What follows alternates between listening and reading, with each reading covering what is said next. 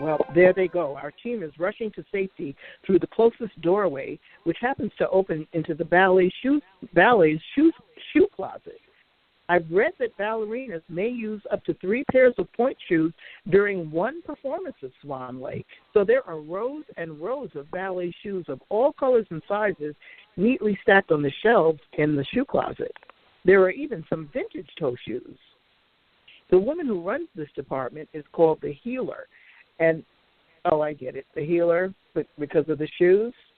Well, anyway, she seems spooked by the arrival of our team. I wonder if there's any skeletons in this closet. Hi there. Sorry to bother you. We're visiting medical professionals here to help the dancers manage their stress before tonight's performance. Oh, well, just tell them to keep away from Isabel. Isabel? But we heard Antonio's the one to avoid. He might be the goose that lays the golden egg, but Isabel runs the roost. Oh, I wish I never told her about the baby. Wait, what baby? Our principal dancer, Raven Falcone, is pregnant. Everyone's happy, except for the wife of the father. The wife of the father? Hold on. Are you saying Raven is having Antonio's baby? And you just told Isabel? When? Last night after rehearsal.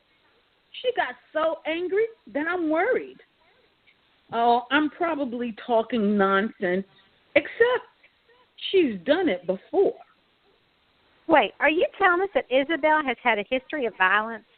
Let's just say she wouldn't be the first woman to snap like these toe shoes after she found out her husband's been unfaithful and do something crazy. Now that you mention it, why are all these toe shoes broken anyway? Don't let appearances fool you. Each dancer breaks the shank in their shoe. That's the part you stand on when you stand on point. When it's broken, it can help the foot arch even more, so it looks like a banana. Interesting. They must know their feet extremely well to accurately make that type of an adjustment. Yes, dancers are on a first-name basis with all 26 bones in each foot. Boy, I wish I could say the same for my patients with diabetes. I'm always urging them to check the bottoms of their feet every day so they can prevent a nick or a scratch from developing into something much more serious. Tonight's ballet is a serious workout. Swan Lake never lets up. The intensity of the steps means that as soon as you stop, cramps flood your legs and feet. Try that 8 times a week, and your feet swell so much you have to ice them just to be sure of getting them back into your shoes. Oh, my. After what you've just said, I don't think I could bear to watch them suffer on stage. Oh, don't worry. The audience won't see anything but beauty, no matter how bad they're hurting. When I used to dance, I always felt like I was dreaming with my feet. Oh, no, look at the time. I'll miss my next cue if I don't hurry. I've got to run. Bye. The healer snatches up several pairs of toe shoes and rushes out the door, keeping the door closed behind her. Max is reaching for the door and turning the knob, but he can't seem to open it, which means their investigation looks like it's come to a screeching halt. Stuck in the shoe closet, our team can barely hear the sound of the now infamous score that Tchaikovsky began working on in 1875 without any prior experience writing ballet music for the professional theater. I don't like being in here. It gives me goosebumps. Oh, please. Nobody hates being in the closet more than I do. Thank God I came out years ago. Besides, I'm starving. Didn't you eat breakfast? No, I think I had my hands full dealing with a fire, remember? Well, I tell my patients not to leave home without pre-planning. If you don't have a snack, you can get into trouble. Plus, breakfast boosts your energy, it curbs those midday cravings, and it can even help you maintain a healthy weight. And I know you know this, Max, but I think it bears repeating.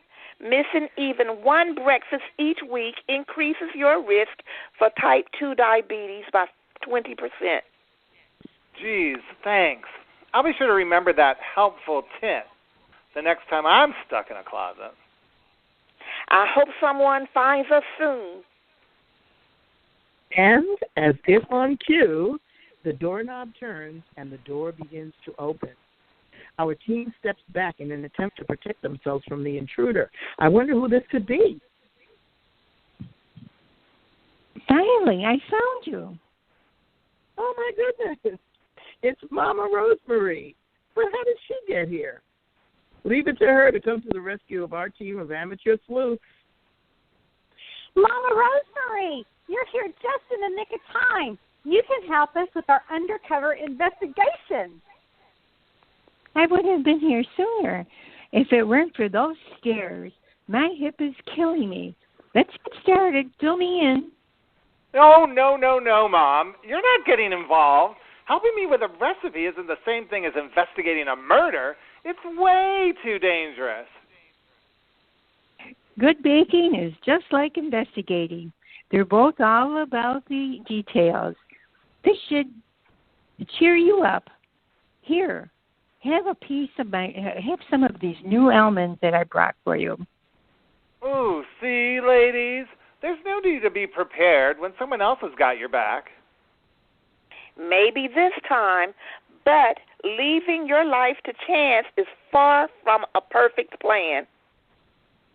So what trouble did my son get into this time? We just found a dead body covered in your son's cheesecake, and your son is the prime suspect. That sounds pretty messy to me. I'd hate to clean that mess up. Hey, that's not a bad idea. What if the killer purposely made a mess using Max's cheesecake to hide the actual cause of death? When my cheesecake cracks on the top, I just try to hide that imperfection by spreading a layer of sour cream over it. No one could tell the difference. Mom, you never told me that. I was planning to, once you learned how to make a good cheesecake, or a no-bake cheesecake the way you usually do it, without burning it and burning down the house. Hold on, I've got it. What if the crack Max's cheesecake is hiding is actually cocaine? Antonio could have overdosed and fallen head first into the cheesecake. That's a good point. Prolonged cocaine use can lead to nosebleeds. Isabel told us Antonio was on blood thinners, which could explain why there is so much blood on the floor. Oh, I almost forgot. I found a cigarette lighter on the floor near the stairs. Do you think it's a clue? Look, it's the same lighter that I saw Isabel pocket earlier today. That someone is probably looking for it, which means one thing. Now they're looking for us.